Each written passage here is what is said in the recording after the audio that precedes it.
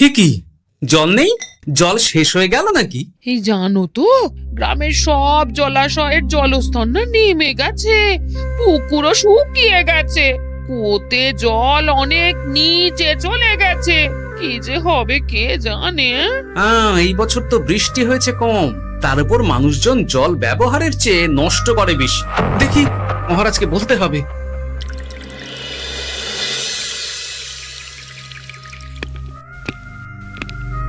এই তো গোপাল এসে গেছো। শুনেছো, রাজ্যে সকল জলাশয়ে শুধু শুনিনি, চাক্ষুষ দেখেছি, আর এর কারণ ও তার সমাধানও ভেবে এসেছি মহারাজ। তুমি কি বলতে চাইছো সেটা বলো না খোলসা করে। মহারাজ, আসন্ন দিনে জলাভাব মেটানোর একটাই উপায়, তা হলো প্রজাদের উপর কর চাপানো। মহারাজ, আমার ঠাকুরদা বলতেন, যা মেলে মূল্য বিনে তার মূল্য কে আর জানে।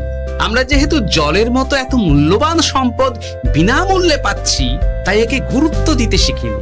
সবাই মিলে দেদার জলের অপচয় করছে। আমি এই অপচয়ের বিরুদ্ধে কর বসানোর পরামর্শ দিচ্ছি মহারাজ। জলের জন্য দেবে দাম, ছুটে যাবে কাল ঘাম। হ্যাঁ, যখনই জলের জন্য কর দিতে হবে, তখনই জলের অপচয় বন্ধ হবে। এতে লাভটা কি হবে গোপাল? মানুষ কম জলে কাজ করা শিখে যাবে, ফলে আগামী দিনে যদি জল সম্পদ কমেও যায়, এই কৃষ্ণনগরের প্রজারা আগে থেকেই তার জন্য প্রস্তুত হয়ে যাবেন। কিন্তু আমি আমার প্রজাদের কাছ থেকে জলের দাম নেব গোপাল? না মহারাজ, কর বাবদ যে অর্থ উপার্জন হবে, তার সাথে আপনার দান মিলিয়ে রাজ্যের মধ্যে একটা বিরাট কৃত্রিম জলাধার বানানো হবে। বাহ বাহ বাহ! যেখানে বৃষ্টির জল সংরক্ষণ করা যাবে মহারাজ। এতে সারা বছর ধরে আর কোনো জলের অভাব থাকবে না মহারাজ। গোপালের প্রস্তাব বড় ভালো লেগেছে। আগামী দিনে ইতিহাসে এই কর্মযজ্ঞের কথা লেখা থাকবে বলেই আমার বিশ্বাস। আর তাই আমি গোপালকে এই মুহূর্তে 50টি স্বর্ণমোহর উপহার দেব বলে ঘোষণা করছি। সাধু সাধু সাধু।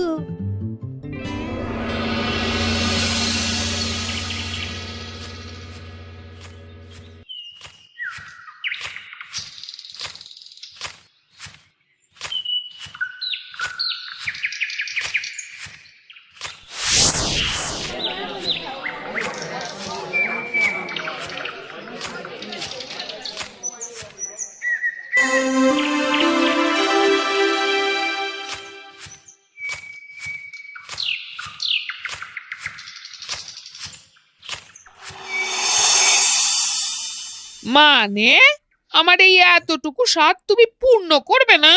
আমি কি নিজের জন্য চেয়েছি নাকি?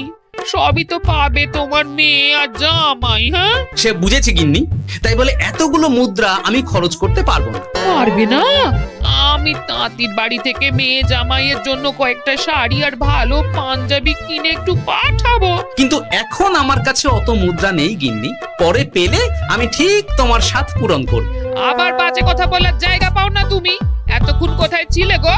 আমি বেলায় নদীর পাড়ে গিয়েছিলাম, তখন কমলা আমাকে বলল তোমায় নাকি দেখেছে। কি দেখেছে?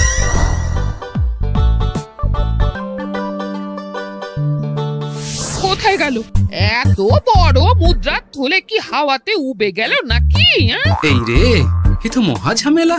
কখন কে যে গিন্নিকে খবর দিচ্ছে সেটা টেরও পাইনি। বলি মুখে কুলু পাটলে যে বড়, বলি রাজা মশাইয়ের কাছ থেকে যে এত রোজগার করো, সেই মুদ্রা যায় কোথায়? আহ, কানের মাথা খেও না তো। আমি কি তোমার কোনো কিছুর অভাব রেখেছি? বলো একবার। খাওয়া পড়া কোনো কিছুর তো কোনো খামতি নেই তোমার। মানছি রাখোনি, কিন্তু তাই বলে আমিও তোমার স্ত্রী, তোমার গিন্নি গো, গিন্নি, তাই না? আমার তো জানার অধিকার আছে নাকি যে তোমার উপার্জনের অর্থ করি সব কোথায় যাচ্ছে? জানবে জানবে, সব জানবে। এখন কিছু খেতে দাও দেখি, পেটে ছুঁচোয় ডন বৈঠক মারছে।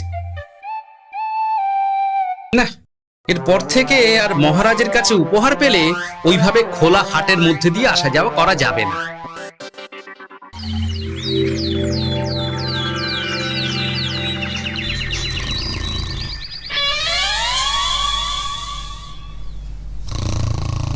তোমার আর কোনো চিন্তা নেই গোপাল। আমি তোমার মাসোহারা তো বাড়িয়ে দিলাম, সঙ্গে প্রত্যেক দিন তুমি 10 মোহর করে পারিতোষিক পাবে। এই নাও। আহ, এই ভোরবেলায় একটা জব্বর স্বপ্ন দেখা গেল বটে। এই স্বপ্ন খুলে গেলে আর কোনো চিন্তা নেই। গিন্নি, ও গিন্নি, বলি গেলে কোথায়? গিন্নি, সাড়া নেই।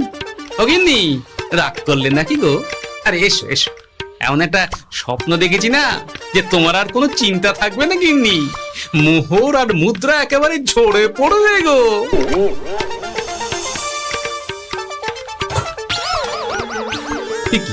এইসব ফলাহার সাজিয়ে রেখে গেল কোথায় গিন্নি? নিজের বাপের বাড়িতে তো যাবে না, কেউ নেই সেখানে। মেয়ের বাড়ি গেল নাকি? না, মেয়ের বাড়িতে তো গিন্নি যায় না। তাহলে না না, খালি পেটে এত ভাবতে পারছি না। আগে মুখ হাত ধুয়ে এসে কিছু খেয়ে নি, তারপর দেখি গিন্নি কোথায় গেল। না, গিন্নিকে তো কোথাও দেখলাম না। গেল কোথায়? যাকে আগে রাজবাড়িতে তো যাই, ফেরার সময় না হয় আবার খোঁজ নেব, ততক্ষণে ফিরেও আসতে পারে।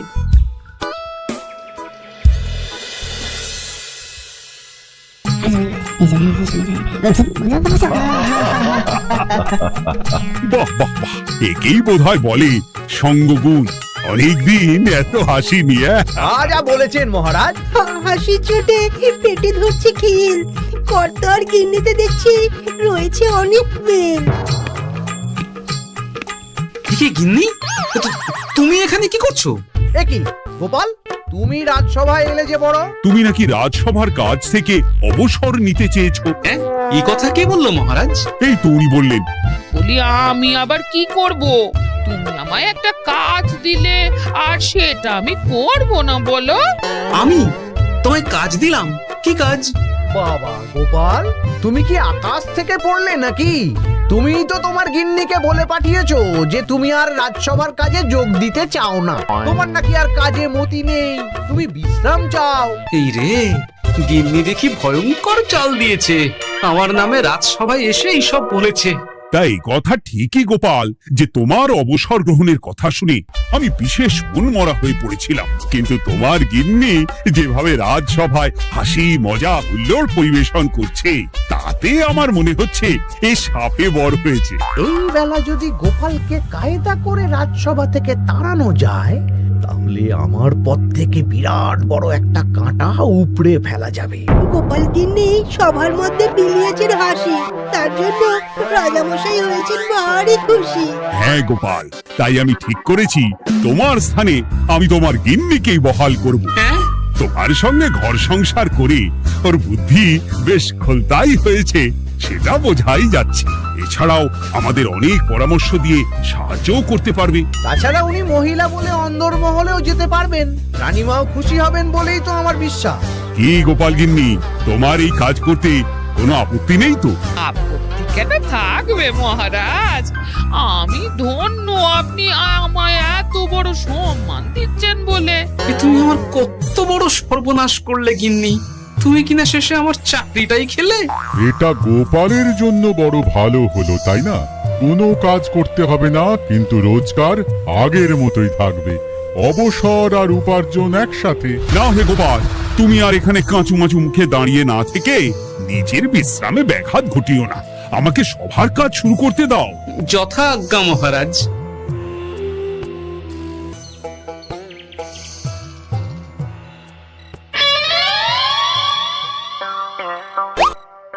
মানে মহারাজ সমস্যার সমাধান করতে দিয়েছেন তোমাকে, আর তার উত্তর দেব আমি?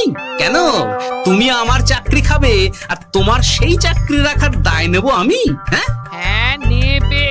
মানে কাল রাজসভায় মহারাজের সমস্যার সমাধান করব, সেই মতো কথা দিয়ে এসেছি। হ্যাঁ, আগাম 10টা মুদ্রাও বাগিয়ে এনেছি।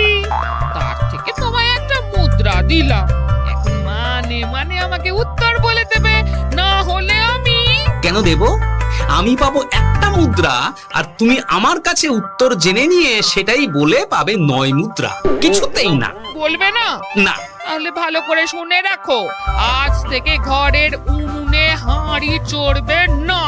চাকরি তো খুইয়েইছো, এবার না খেয়ে প্রাণটা খোয়ানোর জন্য তৈরি হয়ে যাও। হ্যাঁ। ওরে বাবা, এমন কথা কেন বলছো গো গিন্নি? তুমি তো জানো যে খিদে একদম সহ্য করতে পারি না। এখন যদি তুমি এইসব বলো, তাহলে আমার রক্ষে নেই গো। বেশ, তাহলে আমি বলতে চাইছি, শ্বশুর শ্বশুর করে বলে ফেলো দেখি। এ আমি কি শাঁখের করাতে পড়লাম রে বাবা! ঠাকুর, এত দুর্ভোগ লেখা ছিল, ঘরে বাইরে সব জায়গায় এত হেনস্থা যে সহ্য করা যায় না ঠাকুর।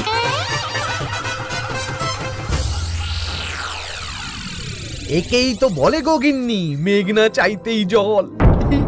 এতদিন কতভাবে চেষ্টা করেছি গোপালকে রাজসভা থেকে তাড়াবার, আর গোপাল নিজেই কিনা রাজসভা থেকে পালিয়ে গেল। সব বলছো? তোমার শরীর ঠিক আছে তো? শরীর মন সব ঠিক আছে, তবে গোপালের বদলে কাকে বহাল করা হয়েছে শুনলে তোমার মাথা ঘুরে যাবে।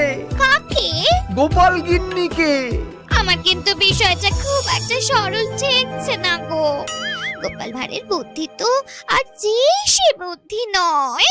উনি যাই করেন খুব ভেবে চিন্তে করেন, এর পেছনে আবার কোনো মতলব নেই তো। এটা তুমি মন্দ বলনি গিন্নি, গোপালকে নিয়ে সত্যিই কোনো বিশ্বাস নেই।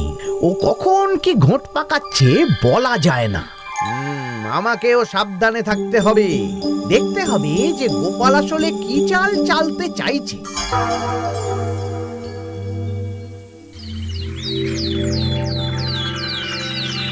হ্যাঁ গোপাল গিন্নি, এই একটাই প্রশ্ন আমায় সারা রাত ধরে জাগিয়ে রেখেছে। মানুষ মরে ভূত হয়, ভূত কি মরে? তাহলে ভূত মরলে কি হয়? মানে মহারাজ, এই প্রশ্নের উত্তর আমার আজকে দিতে ইচ্ছে করছে না। হ্যাঁ, আমি না হয় আপনাকে আগামীকাল এই প্রশ্নের উত্তর দেব, ঠিক আছে? হ্যাঁ, গাছ থেকে পড়ে গেলে জাপটে ধরে ডালকে। আজকের প্রশ্নের উত্তর উনি দেবেন কালকে। না হে গোপাল গিন্নি, তা হয় না। এই প্রশ্ন আমাকে সারা রাত বিচলিত করেছে। আবার যদি আজকেও এই প্রশ্নের উত্তর না পাই, তাহলে তো আবার একটা নিদ্রাহীন রাত আমাকে কাটাতে হবে। মানে আমি বলছিলাম কি মহারাজ, গোপাল গিন্নি তো সদ্য এই কাজে বহাল হয়েছে, তাই তাকে তো একটু সময় দেওয়া দরকার নাকি? কিন্তু প্রশ্নের উত্তর না পেলে যদি মহারাজের শরীর খারাপ হয়, তার দায় কে নেবে মন্ত্রী মশাই? এই রে, এখন আমি কি করব? এ তো মহা বিপদে পড়লাম দেখছি। আচ্ছা মহারাজ, ঠিক আছে ঠিক আছে, আমি এই প্রশ্নের উত্তর দেব, কিন্তু আমার না একটু সমস্যা আছে। খোলা হাওয়াতে গিয়ে না দাঁড়ালে আমার ঠিক মাথা খোলে না, তাই বলছিলাম। তাই না হয় যাও, হাওয়া খেয়ে এসে মাথাটা খোলতাই করে নাও, কিন্তু এই প্রশ্নের উত্তর আমাকে আজকেই দিতে হবে। হ্যাঁ, উফ, এই যে কি সমস্যা! সারাদিন ঘরে বসে থেকে থেকে তো আমার সারা গায়ে বাদ ধরে গেল। সেই সকাল বেলা আমাকে ফলাহার করিয়ে দিয়ে গিন্নি তো চলে গেছে রাজবাড়িতে চাকরি করতে। এদিকে আমার যে পেটে কিচ্ছুটি নেই, তার কি হবে? মহারাজ দোকানে গিয়ে যে ভালো মন্দ খাবো তারও উপায় নেই, তাহলেই তো কাঁড়ি কাঁড়ি খরচা। না, একবার দেখি তো উনুন ধরিয়ে অন্তত ভাতটা চাপাতে পারি কিনা, তাহলে গিন্নির ওই হাঁড়ি না চড়ার হুমকির হাত থেকে অন্তত বাঁচা যাবে।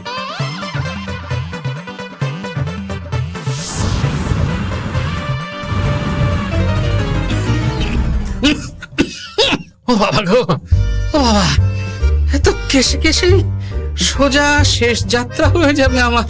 না, এর চেয়ে না খেয়ে মরাও ঢের ভালো। দেখি তুমি বাড়িতে কেন?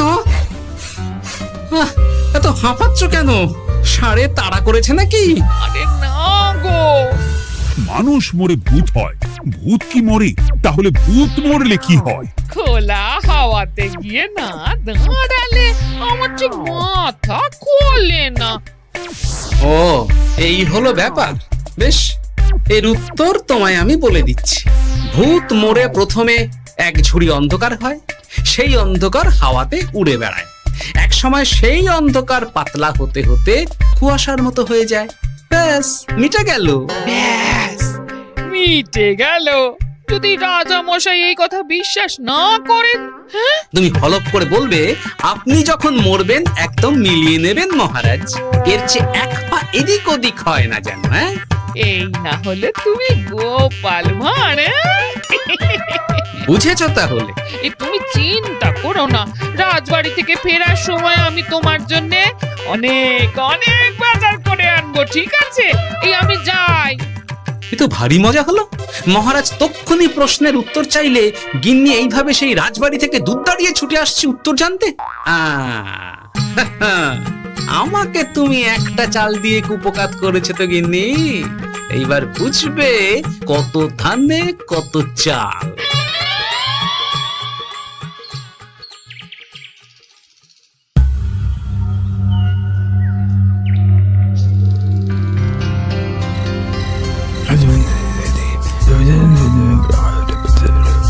বুঝেছিস তো তোর কাজটা? খুব বুঝেছি গোপাল দাদা। নেই, এবার লেগে পড় দেখি।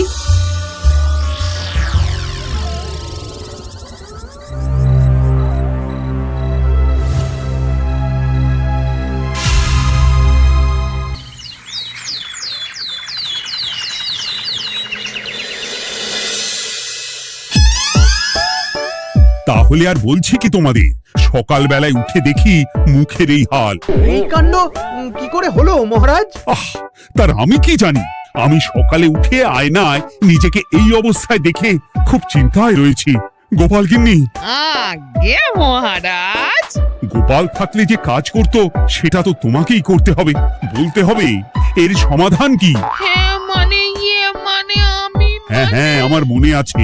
তোমার তো আবার হাওয়া না খেলে চলে না। যাও যাও, তাড়াতাড়ি হাওয়া খেয়ে এর উত্তর নিয়ে এসো।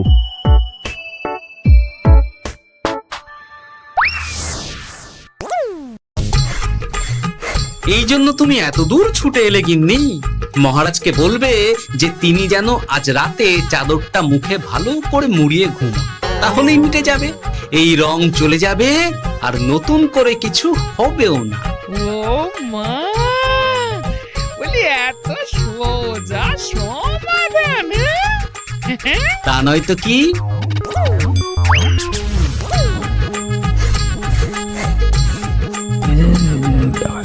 কাল সারা রাত আকাশে একবার দেখলাম চাঁদ উঠেছে, আর একবার দেখলাম ঘোর অমাবস্যা। এর কারণ কি? একই রাতে দুই তিথি হয় কি করে? মানে আর একটা সমস্যা, হ্যাঁ, এটা আগে বললেই তো হতো মহারাজ।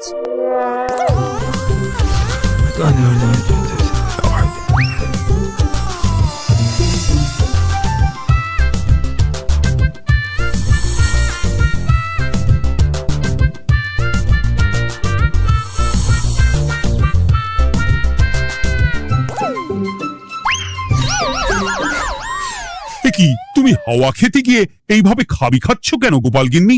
এর কারণ আমি জানি মহারাজ। সে কি কাণ্ড! তুমি কি করে জানলে? গোপাল গিন্নি মোটেও হাওয়া খেতে যায়নি মহারাজ, সে গেছিল নিজের বাড়িতে গোপালের কাছে আপনার বলা প্রশ্নের উত্তর জেনে আসতে। মানে গোপাল গিন্নি তার মানে আমাকে ঠকিয়েছে? তা জানি না মহারাজ, তবে আমার মনে হয় এর পেছনে গোপালের কোনো গভীর ষড়যন্ত্র আছে, না হলে সে এমনটা করবে কেন? আর এক রাতেই আপনার সাথে এতগুলো অদ্ভুত ঘটনা পর পর ঘটবে কেন? বটে, এক্ষুনি গোপালকে ডেকে আনো।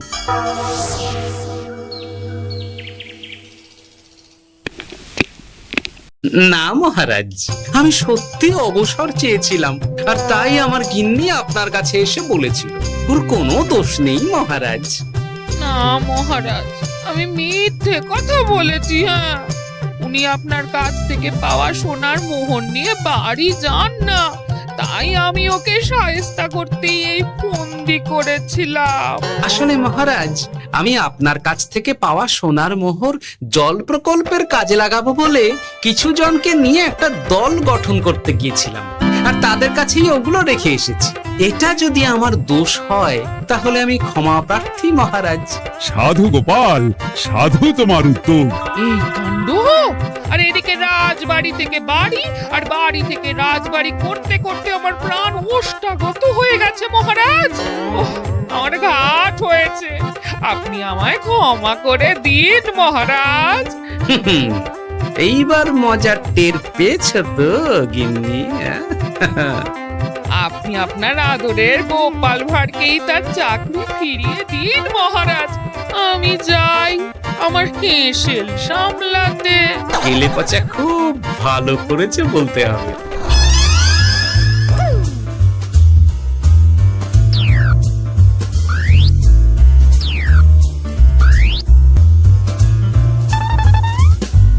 তবে মহারাজ, অমাবস্যা পূর্ণিমা সব আমার বুদ্ধিতেই কেলেপচা করেছিল। আপনার ওই মুখের রং, ওটি একটি বিশেষ রং যার আয়ু একদিন, তাই ওটা এমনিই মিলিয়ে গেছে। হ্যাঁ, সেই বরং ভালো। তুমি তোমার গিন্নিকে নিস্তার দাও গোপাল। তাছাড়া আমিও আমার গোপালকে ছেড়ে আর থাকতে পারছি না। যথা আজ্ঞা মহারাজ। আমারও যে আর এই অবসর ভালো লাগছে না মহারাজ। গোপাল ছাড়া রাজসভা যে লাগে ফাঁকা ফাঁকা, তাই তো আবার চাকরিতে তাকে বহাল রাখা।